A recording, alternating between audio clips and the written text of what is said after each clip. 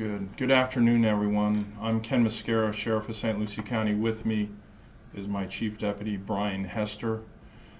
Chief Deputy Hester took over the updated responsibilities while I was out of town. I had to leave town Tuesday and came back late last night, but I wanted to be the one here to address my community, and he's here as my backup in case I forget something. But a couple of things that I want our community to know. We are working hard on this case, and when I say working hard, we have every available person in this agency working on this case. There's some that have dedicated duties that can't leave those to help us, but every available person is working on this case, and we're not going to stop until there's arrest. We have been, lack of a better word, hounded by media, not only local media, but media across the United States to bring updates. And I just want to reflect back on a recent murder investigation, which happened in Oregon, that occurred on November 13th, and the suspect was not arrested until December 30th. And if you reflect back on that investigation, there were a lot of days in which the media was not updated.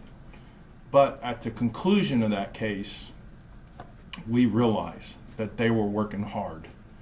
Those investigators were turning every possible lead over, working with their local, state, and federal partners to bring resolve to that case and some justice to those families. And I submit to our community and to the media that's covering this, we're doing the same thing. We are working hard on this case. A couple of questions that have come from the media that we really want to give an answer to. The first one is there must be a lot of cameras in the park where this incident occurred. There were no cameras in the park. That is factual.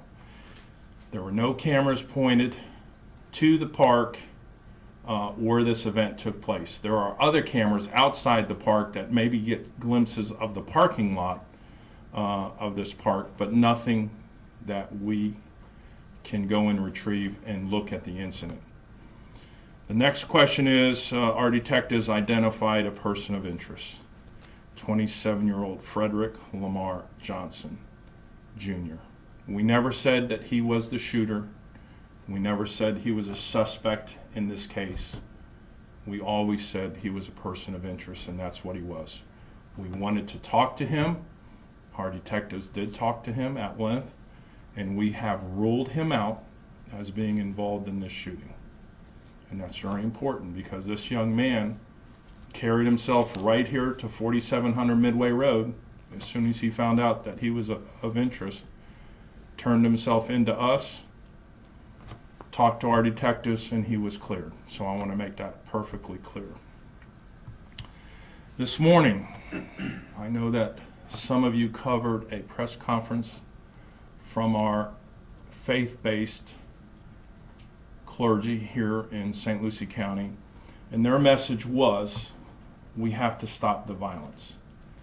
But there should be a caveat that goes with that. To stop the violence, we need people to come forward. We need people to share with law enforcement what they know, what they saw, so that we can stop the violence. And years ago, when we did Operation Impact, we realized when we put bad guys in jails, the violence stops. And we need our community's help to stop the violence. We can't do it just wishing it'll go away. We need the community's help. We have experienced some challenges with witnesses. We have anonymous people that call in, give us a little bit of information. Sometimes our detectives need to follow up on that information, and we don't have a person to call back.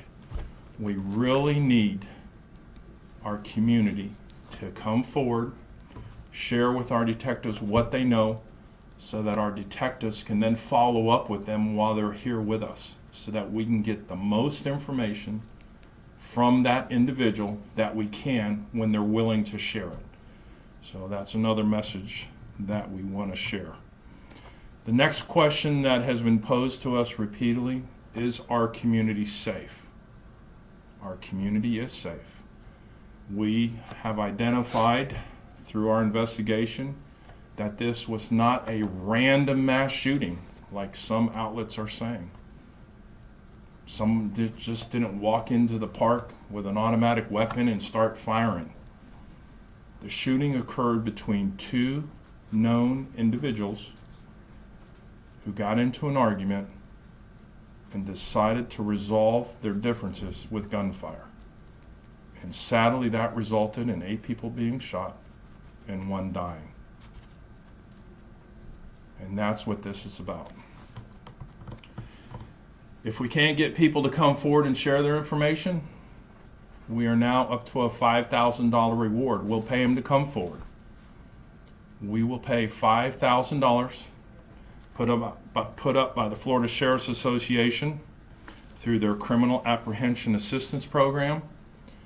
If that information leads to the apprehension of the person responsible for this, they get paid $5,000, no questions asked. So we're willing to pay for information. This case is important to me. It's important to the Sheriff's Office. It's important to our community. And I submit, and that's the biggest message today, I submit to our community, we are working around the clock. And if just because you don't hear from me or the Chief Deputy on a daily basis does not mean we are not working. We are working hard 24 hours a day, 7 days a week on this case.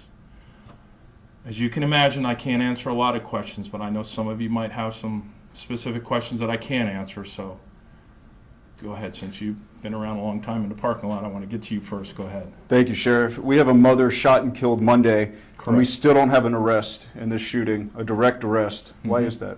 Why is that? Because we're working hard and we do not have an eyewitness that wants to come forward and tell us who the shooter was. Simple as that. So the community's not cooperating with your agency? I didn't say that. We have a lot of people that are cooperating, but we need someone to come forward that said, so-and-so did the shooting, I witnessed it, and that would help us tremendously. Do you have any suspects at this point? I'm not going to answer that. Do you have anyone in custody at this point who could be related to this? No. Or could have had some type of involvement? No. Angela? Sheriff, I have a question about security again. I don't know if you can answer this or not. I know that there was 2 deputies from the Sheriff's Office that was there on the contract. And then there was also an addendum that said something about 4 armed security officers and patrol cars from a different security company. Was that necessary? Did they have to have that to get this permit, or that was just an extra? You know what? Do you know all the facts? I can probably speak. Chief Deputy Hester has spoken to the county, so he has all the facts concerning the contract. So alongside of this investigation that we're doing, I've got looking into this whole detail, our part in the detail, the county's permit to let this group use the park there and have the event. And so a couple of things within our criteria, and I think I talked about this the other day a little bit. There's a whole list of factors that go into how we determine, and I say a whole list, we categorize these events, how many people, whether there's alcohol, what is the event? Is it a family event? Is it a wedding? Is it a party?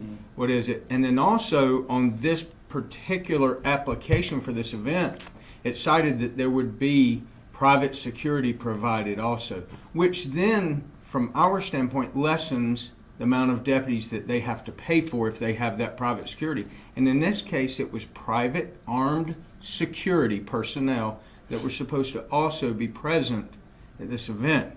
Now, the interesting thing is that there were multiple promoters or business partners, if you will, for this event.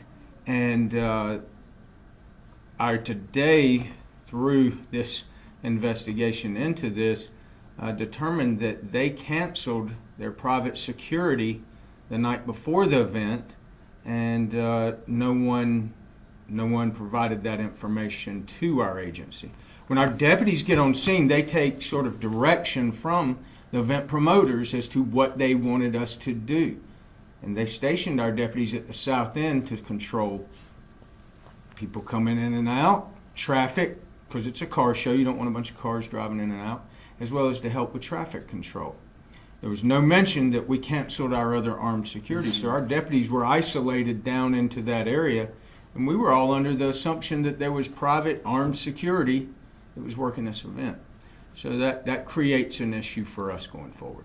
So is that, does anyone at fault with that, or that's just, they just, oops, we didn't have it, maybe we didn't have the money, or is I that think just- that's all yet to be determined.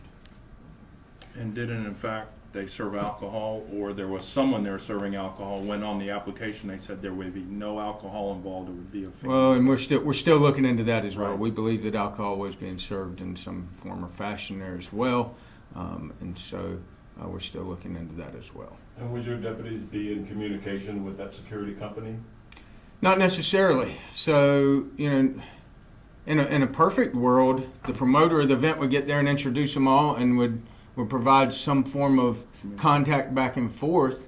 But if all our responsibility was for traffic control, or for, ingress and egress and so forth, there might not necessarily be, because they were supposed to be marked. They weren't supposed to be undercover security or anything like that. And listen, with that many people that were there, you guys all seen how many people that were there. There's no way for our deputies to, at some point, realize, oh, wait, where's the armed security? Sheriff, if I could ask you, how and why was Frederick Johnson Jr. cleared? Don't know. I didn't get into that with the detectives. They interviewed him yesterday, and they assured both of us that he was not involved in the shooting. I mean, his face was plastered out there. There was a picture of him that was shown to the media, and 24 hours later, he's cleared. Are you familiar with what he knows or doesn't know? That The picture was he was a person of interest, and that's what he was, a person of interest. I don't think the flyer said he was the shooter or anything, right? He was a person of interest. That's what he was yesterday.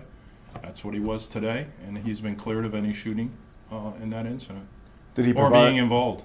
Did he provide any information to you guys that could I'm be su- used in this investigation? That I don't know. Was he at the park? I don't even know if he was at the park. I don't know So I don't think it's even relevant for us Right. to comment on what he said. whether he provided information, didn't provide information, or whether he was there. Again, he had an arrest warrant. He was someone we wanted to talk to. And again, that's all part of that investigative. You guys know we don't discuss the investigative tactics and the questions we ask and so forth. So I think we can all agree, let's move on past him. Has your I know you're investigation? trying, but I want to just finish with one thing. This morning I did attend my first briefing. It was at 10 a.m. Inside our briefing room, we have the picture of the 8 victims of this shooting. That is all that is on the wall in our briefing room. There's another room that they have all the critical information posted, but in our briefing room that we went to, there's 8 victims on that wall. I went and looked at each one of them. I read their names. I read their addresses. And I don't want you to lose sight of what's important here. 8 victims was a result of a shooting on Monday, Martin Luther King Day, and we're not losing sight of that. There's 8 victims as a result of this shooting, and I submit to you, our community, there will be an arrest in this. It won't be today, might not be tomorrow. We might not brief you up until the point we make that arrest, but we will make an arrest in this case. Sheriff, has your investigation taken you out of this area or out of state? Can't say. Can't say. Why does this one hit you so much? I know all of them do, but why does this one? Well, today was the first day I went in and looked at all 8 victims. Martin Luther King Day, I mean, of all days. The tragedy in Fort Lauderdale, Valentine's Day. I will always remember Martin Luther King Day the rest of my life by what happened this past Martin Luther King Day. The chief and I walked in the parade. It was a joyous day. Families, everybody was having a blast. And then to get home, get undressed, get out of our uniform, and then get the call that there were 8 shot at that park. It'll be a day I always remember. What's your message here to the community and to the person or people responsible for this shooting? Help us stop the violence, simple as that. We need the eyewitnesses that saw something, that can pinpoint and identify who the shooter was. We're working hard behind the scenes to arrest the person, but we need some help. Simple as that. guys Thank think you it- all. You guys think it was just 2 shooters? Or you think it was several?